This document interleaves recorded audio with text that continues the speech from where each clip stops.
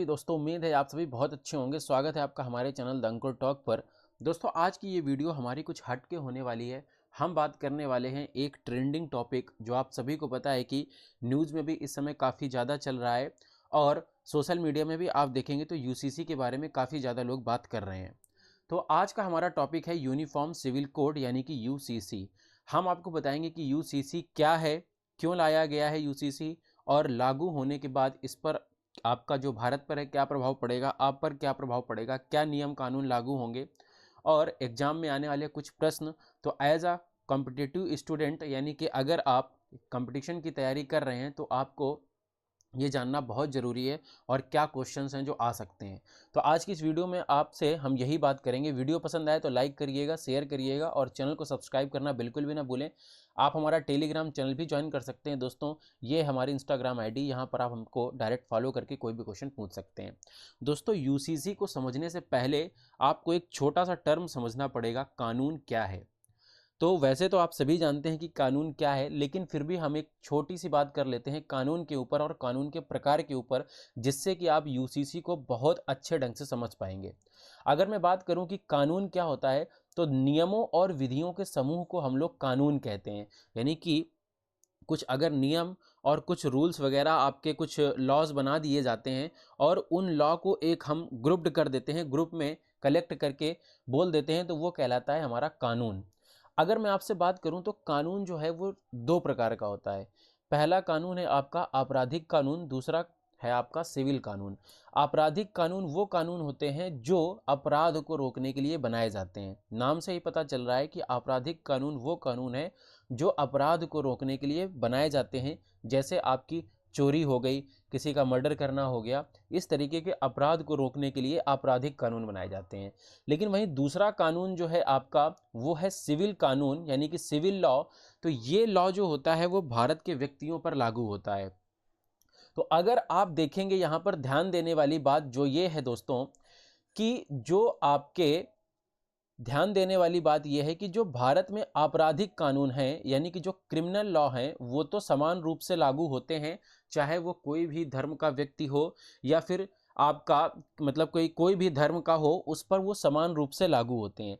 लेकिन अगर आप अधिकांश विषयों में देखेंगे, जो सिविल कानून है वो समान रूप से लागू नहीं होता है, वो धर्म और आस्था के आधार पर बदलता रहता है। जैसे अगर मैं आपसे बात करूं कि विवाह करने का जो नियम है वो हिंदू धर्म में अलग है और मुस्लिम धर्म में अलग है, और अगर आप अन्य धर्मों की बात करेंगे तो वहाँ पर अलग है। इसी प्रकार अगर मैं आपसे बात करूं गोद लेने की, तो हिंदू धर्म में गोद लेने का सिस्टम अलग है और मुस्लिम में अलग है और ईसाइयों में अलग होगा, और जो भी धर्म है उन पर अपना सिस्टम सबका अलग रहता है। तो जो आपके सिविल कानून हैं वो सभी धर्मों पर एक समान रूप से लागू नहीं होते हैं, वो धर्म और आस्था के आधार पर बदलते रहते हैं। तो आपने देखा कि भारत में अगर आप देखेंगे तो धर्मों के अपने अपने कानून हैं। जैसे हिंदुओं की अगर मैं आपसे बात करूं तो हिंदू पर्सनल लॉ है, और मुस्लिमों के लिए बात की जाए तो मुस्लिम पर्सनल लॉ है, और इसी तरीके से मैरिज एक्ट भी बने हुए हैं।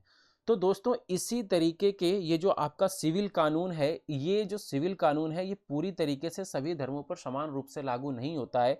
तो इसी भिन्नता को दूर करने का एक सिस्टम है यूसीसी यानी कि यूनिफॉर्म सिविल कोड। अब मैं आपसे बात करता हूं कि यूसीसी क्या है। अगर आपने पिछला टर्म अच्छे से समझ लिया है तो इसको आपको समझने में कोई भी दिक्कत नहीं होगी। अगर आप अपने कॉन्स्टिट्यूशन को जानते हैं तो भारतीय संविधान के अनुच्छेद 44 में समान नागरिक संहिता यानी कि यूनिफॉर्म सिविल कोड यूसीसी का जिक्र है। यह अनुच्छेद राज्य के नीति निदेशक सिद्धांतों से जुड़ा हुआ है। इसमें कहा गया है कि भारत के सभी नागरिकों के लिए समान नागरिक संहिता होनी चाहिए। इसका मतलब यह है कि भारत के सभी धर्मों के नागरिकों के लिए एक समान धर्मनिरपेक्ष कानून होना चाहिए। यानी कि एक ऐसा कानून होना चाहिए जो धर्मनिरपेक्ष हो। धर्मनिरपेक्ष का मतलब है वो धर्म के हिसाब से बदले नहीं, धर्म की उसमें कोई भी धर्म का इंटरफेयर नहीं होना चाहिए। किसी भी व्यक्ति का किसी भी धर्म का कोई भी व्यक्ति हो, उस पर वो कानून समान रूप से लागू हो, उसी को हम लोग कहते हैं दोस्तों यूसीसी यानी कि समान नागरिक संहिता, यूनिफॉर्म सिविल कोड। नीचे वाला अगर आप पॉइंट पढ़ेंगे तो समान नागरिक संहिता पूरे देश के लिए एक समान कानून और सभी धार्मिक समुदायों के लिए, चाहे वो विवाह का मुद्दा हो, चाहे वो तलाक का मुद्दा हो, या फिर विरासत का मुद्दा हो, या गोद लेने का प्रथा हो, या जो गोद लेने का सिस्टम है, आदि कानूनों में भी एक रूपता लाने का प्रावधान है। यानी कि ये यूसीसी एक ऐसा सिस्टम है जो धर्म को नज़रअंदाज करते हुए, धर्मों के अलग अलग नियमों को नज़रअंदाज करते हुए, चाहे वो आपका विवाह का मुद्दा हो, तलाक का मुद्दा हो, विरासत का मुद्दा हो, गोद लेने का मुद्दा हो, उन सभी अलग अलग नियमों को दूर करते हुए एक समान नियम सभी धर्मों के व्यक्ति के ऊपर लागू करता है। ये है आपका यूसीसी। अब बात करते हैं कुछ पॉइंट जो आपके एग्जाम में आ सकते हैं।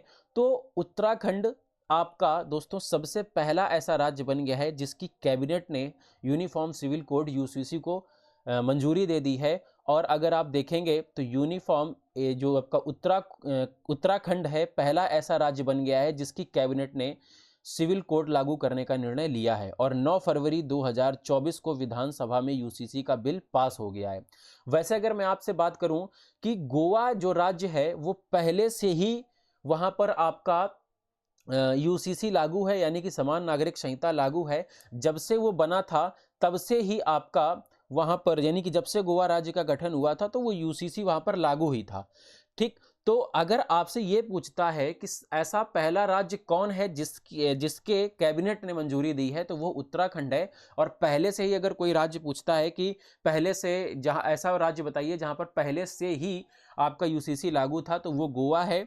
और किसी राज्य की कैबिनेट ने जो मंजूरी दी है वो पहला राज्य उत्तराखंड है आपका। और आपको बता दें कि आदिवासी समुदाय पर उत्तराखंड का जो आपका यूनिफॉर्म सिविल कोड है वो लागू नहीं होता है। और यहाँ पर और भी कई तरीके के प्रावधान हैं। जैसे अगर मैं विवाह की बात करूँ तो यहाँ पर पुरुषों के लिए आपकी जो आयु सीमा तय की गई है वो 21 वर्ष तय की गई है। और महिलाओं के लिए जो विवाह की आयु सीमा तय की गई है वो 18 वर्ष तय की गई है। लेकिन इसका भी एक मुद्दा है जहां पर कई समुदाय के लोग या कई ऐसे मतलब कि विशेषज्ञ हैं जो कहते हैं कि 18 से बढ़ा करके उसको 21 कर देनी चाहिए जो महिलाओं की एज है। लेकिन अभी uniform civil code of Uttarakhand यानी उत्तराखंड के यूसीसी में अभी यही प्रावधान दिया गया है। और यहाँ पर और भी कई तरीके के प्रावधान है। जैसे आप 2 बार शादी नहीं कर सकते हैं जब तक कि जो आपका प्रेजेंट टाइम का पति या पत्नी हो वो मर ना चुका हो। और तलाक लेने का भी कुछ सिस्टम है, जब तक आपका कानून यानी कि जो आपकी अदालत है वो ऑर्डर नहीं दे देती है तब तक आप उसको तलाक नहीं मान सकते हैं। और यहाँ पर तमाम तरीके के और भी जो अलग अलग कानून है इस तरीके का प्रावधान किया गया है, उसको हम लोग एक अलग वीडियो में कवर कर लेंगे। लेकिन अभी अगर मैं बात करूँ यूसीसी क्या है और क्या बदलाव आपके जीवन में आएंगे अगर यूसीसी लागू होता है, तो आपने देखा कि आपका मतलब कोई भी धर्म हो, आपकी कोई भी जाति हो, या आप किसी भी धर्म से आते हो, इससे कोई मैटर नहीं पड़ता है। अगर यूसीसी लागू होता है तो जो भी भारत सरकार की तरफ से यूसीसी में कानून बनाए जाएंगे वो आप सब पर एक समान रूप से लागू होंगे। यही है दोस्तों यूनिफॉर्म सिविल कोड। तो उम्मीद करता हूं कि आपको वीडियो पसंद आई होगी। अगर वीडियो पसंद आई है तो लाइक करिएगा, शेयर करिएगा और चैनल को सब्सक्राइब करना बिल्कुल भी ना भूलें। और आप हमारा टेलीग्राम चैनल भी ज्वाइन कर सकते हैं और ये हमारी इंस्टाग्राम आईडी, आप यहाँ पर हमें डायरेक्टली फॉलो कर सकते हैं। मिलते हैं आपसे अगली वीडियो में, तब तक के लिए जय हिंद, जय भारत।